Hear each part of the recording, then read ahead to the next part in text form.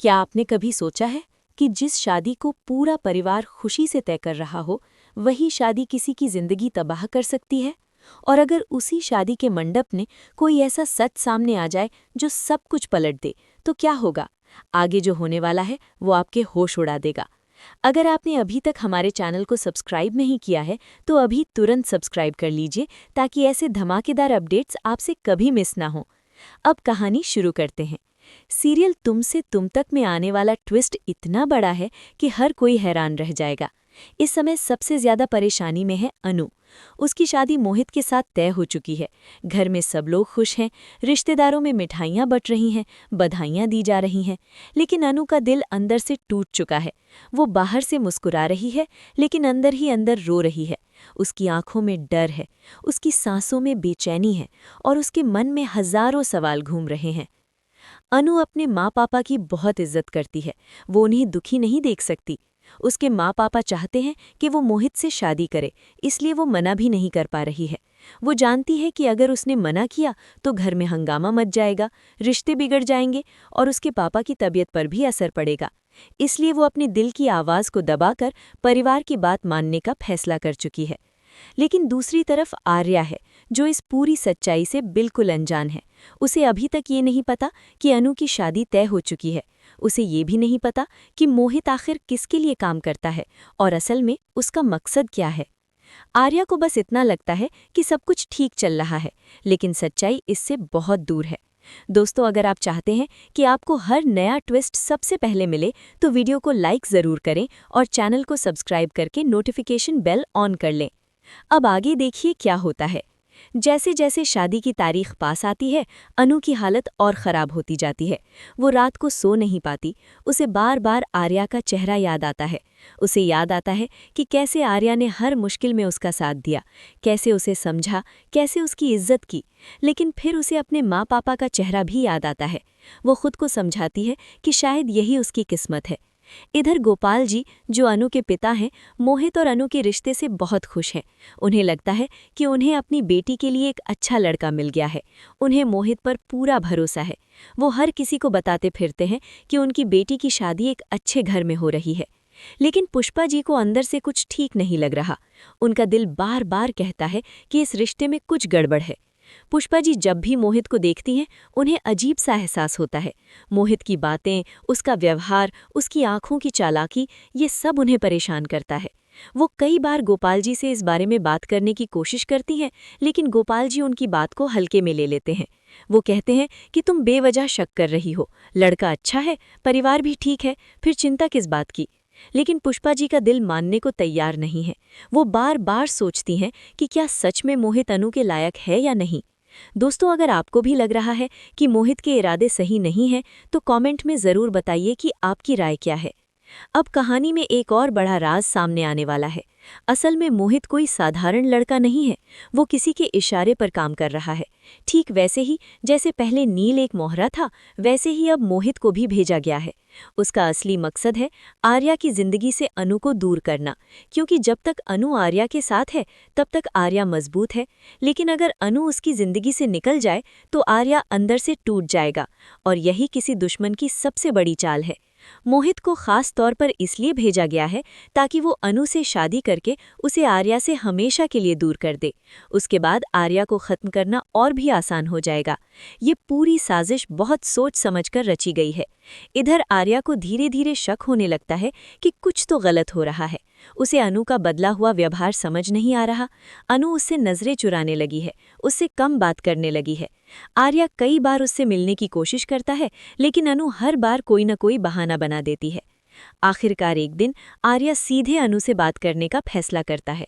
वो उसके सामने जाकर खड़ा हो जाता है और उससे सच पूछता है। वो कहता है कि अनु, मुझे साफ साफ बताओ, क्या बात है, तुम मुझसे दूर क्यों जा रही हो। अनु की आंखों में आंसू आ जाते हैं, लेकिन वो खुद को संभालती है और कहती है कि आर्या, अब जो मेरे मम्मी पापा चाहेंगे वही होगा, मैं वही करूंगी। मेरी शादी तय हो चुकी है और मैं ये शादी करूंगी। ये सुनकर आर्या के पैरों तले जमीन खिसक जाती है। उसका दिल टूट जाता है। उसे लगता है जैसे किसी ने उसकी सारी खुशियां छीन ली हों। लेकिन वो हार मानने वाला नहीं है। वो मन ही मन फैसला करता है कि वो इस शादी को रोकने की पूरी कोशिश करेगा, चाहे उसे कितनी भी मुश्किलों का सामना क्यों न करना पड़े। दोस्तों, अगर आप चाहते हैं कि आर्या और अनु फिर से एक हो जाएं, तो इस वीडियो को लाइक ज़रूर करें और अपने दोस्तों के साथ शेयर करें। अब आगे कहानी और भी खतरनाक मोड़ लेने वाली है। शादी से ठीक पहले मोहित का असली चेहरा सामने आने वाला है। एक दिन जब घर में शादी की तैयारियां चल रही होती है, तभी मोहित अनु के साथ अकेले में मिलने की कोशिश करता है। वहां उसका व्यवहार अचानक बदल जाता है। वो अनु पर दबाव डालने लगता है, उसे डराने की कोशिश करता है। अनु डर जाती है। उसे समझ आ जाता है कि मोहित जैसा बाहर से दिखता है, अंदर से वैसा बिल्कुल नहीं है। तभी अचानक वहां आर्या पहुंच जाता है। वो सही समय पर आकर अनु को बचा लेता है। ये पूरा दृश्य पुष्पा जी देख लेती हैं। उनकी आंखों के सामने सब कुछ साफ हो जाता है। उन्हें अब कोई शक नहीं रहता। उन्हें समझ आ जाता है कि अगर उनकी बेटी के लिए कोई सही इंसान है तो वो आर्या है, सिर्फ और सिर्फ आर्या। वही अनु की रक्षा कर सकता है, वही उसे सच्ची खुशी दे सकता है। इसके बाद पुष्पा जी फैसला करती हैं कि अब वो चुप नहीं बैठेंगी। वो जाकर गोपाल जी से सारी सच्चाई बताने का फैसला करती हैं। उन्हें समझाने की कोशिश करती हैं कि मोहित सही इंसान नहीं है और ये शादी अनु की जिंदगी बर्बाद कर देगी। लेकिन गोपाल जी गुस्से में आ जाते हैं। वो पुष्पा जी की बात मानने को तैयार नहीं होते। उन्हें लगता है कि ये सब गलतफहमी है। वो कहते हैं कि शादी अब तय हो चुकी है और अब पीछे हटना नामुमकिन है। इस बहस के दौरान गोपाल जी की तबीयत अचानक बिगड़ जाती है। उन्हें फिर से अटैक आ जाता है और उनकी हालत क्रिटिकल हो जाती है। घर में अफरा तफरी मच जाती है। सब लोग डर जाते हैं। अनु पूरी तरह टूट जाती है। वो खुद को दोष देने लगती है कि ये सब उसकी वजह से हो रहा है। अब हालात और भी मुश्किल हो चुके हैं। एक तरफ गोपाल जी की जिंदगी खतरे में है, दूसरी तरफ अनु की शादी और तीसरी तरफ आर्या का टूटा हुआ दिल। दोस्तों, यहाँ से कहानी और भी ज्यादा इंटरेस्टिंग होने वाली है। आगे क्या होगा? क्या गोपाल जी ठीक हो पाएंगे? क्या अनु सच का साथ दे पाएगी? क्या आर्या इस शादी को रोक पाएगा? ये सब जानने के लिए चैनल को सब्सक्राइब जरूर रखें और नोटिफिकेशन बेल ऑन कर लें। यहाँ पर पहला हिस्सा खत्म होता है। अगले हिस्से में कहानी और भी बड़े खुलासों और धमाकेदार ट्विस्ट्स के साथ आगे बढ़ेगी। अब कहानी वहाँ से आगे बढ़ती है जहाँ पूरा घर अस्पताल के बाहर खड़ा है। गोपाल जी की हालत बहुत नाजुक बनी हुई है।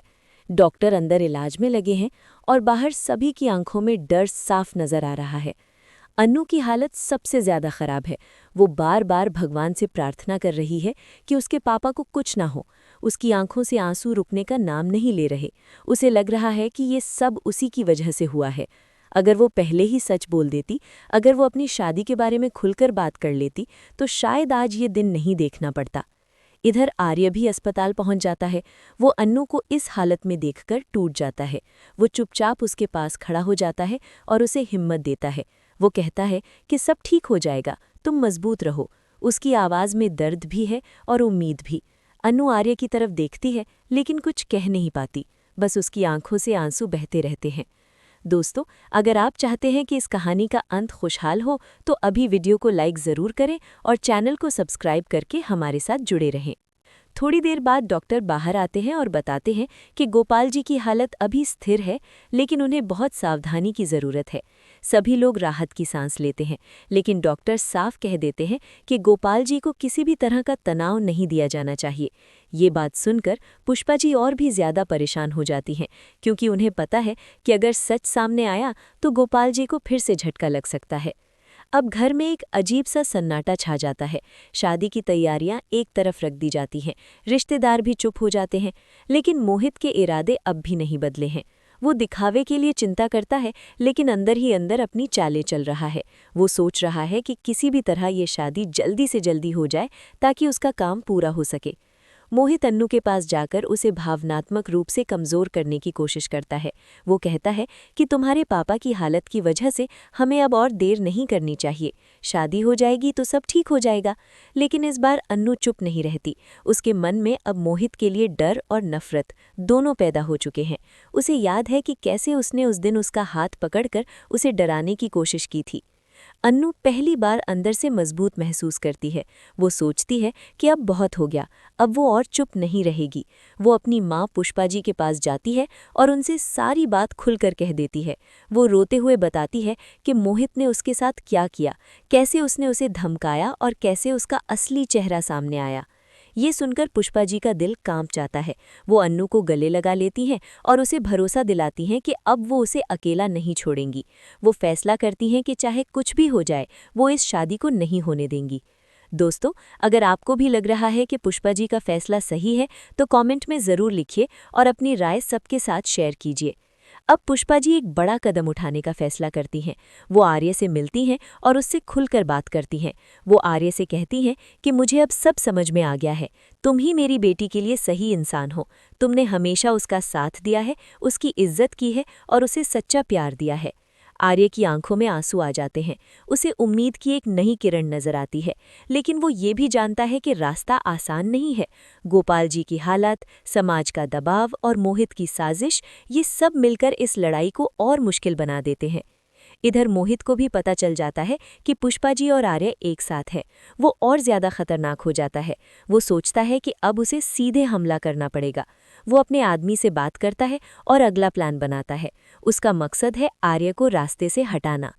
एक दिन जब आर्य अकेले कहीं जा रहा होता है, तभी उस पर हमला हो जाता है। कुछ लोग उस पर पीछे से वार करते हैं। आर्य जमीन पर गिर जाता है, लेकिन वो हार नहीं मानता। वो पूरी ताकत से खुद को बचाने की कोशिश करता है। उसी समय वहां कुछ लोग आ जाते हैं और हमलावर भाग जाते हैं। आर्य बुरी तरह घायल हो जाता है, लेकिन उसकी जान बच जाती है। जब ये खबर अन्नू तक पहुंचती है, तो वो पूरी तरह टूट जाती है। वो दौड़ते हुए अस्पताल पहुंचती है और आर्य को देखकर रो पड़ती है। वो आर्य का हाथ पकड़कर कहती है कि अब मैं और चुप नहीं रह सकती। मैं सच के साथ खड़ी रहूंगी, चाहे कुछ भी हो जाए। दोस्तों, अगर आपको भी आर्य की हिम्मत पर गर्व हो रहा है, तो वीडियो को लाइक ज़रूर करें और चैनल को सब्सक्राइब करके हमारा साथ दें। अब कहानी एक नए मोड़ पर पहुंच जाती है। अन्नू फैसला करती है कि वो अपने पापा से सच बोलेगी, चाहे उनकी तबीयत पर असर पड़े, लेकिन झूठ के साथ जीना अब उसके लिए नामुमकिन हो चुका है। वो डॉक्टर से बात करती है और सही समय का इंतजार करती है। जब गोपाल जी की हालत थोड़ी बेहतर होती है, तब अन्नू उनके पास जाती है। वो रोते हुए उनसे सारी सच्चाई बता देती है।